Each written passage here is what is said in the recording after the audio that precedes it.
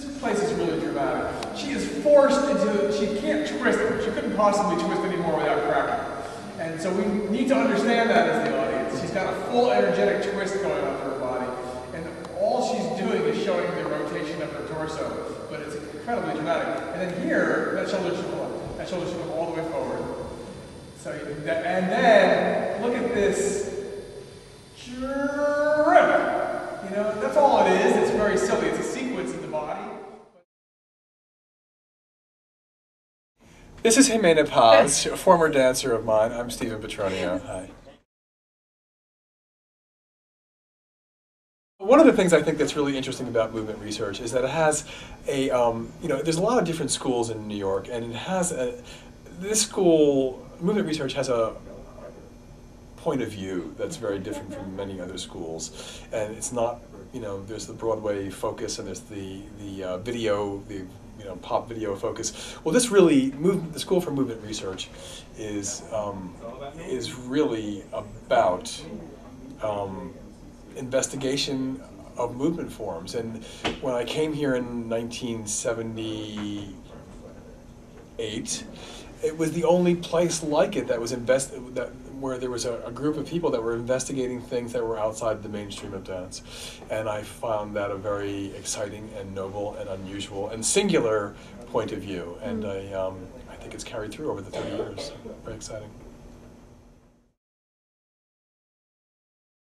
Stephen, I wanted to ask you, what was your relationship with movement research?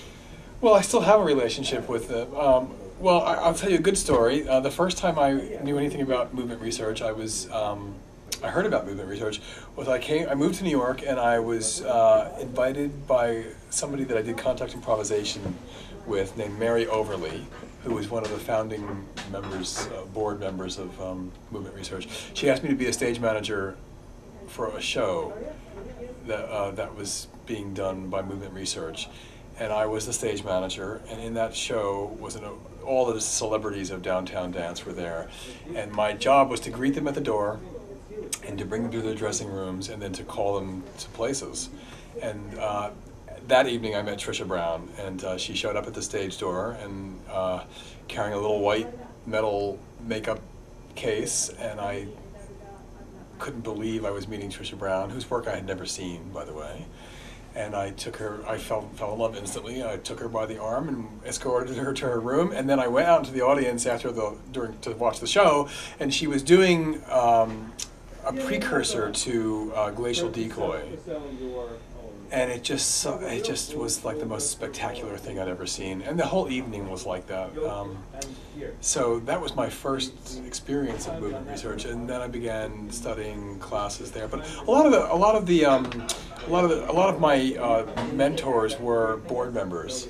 They were on the board of the directors: Mary Overly, Wendell Beavers, Danny Lebkoff.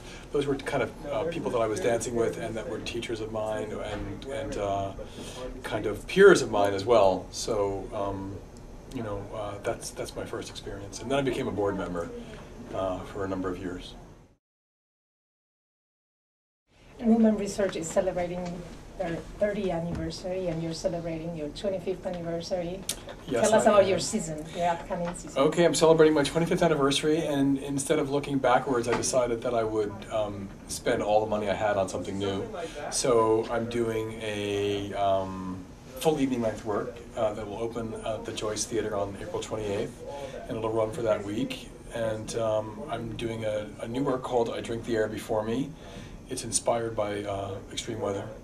And the music, it'll be a commissioned score by Nico Muhly, so it'll be a 60-minute commissioned score by Nico Muhly.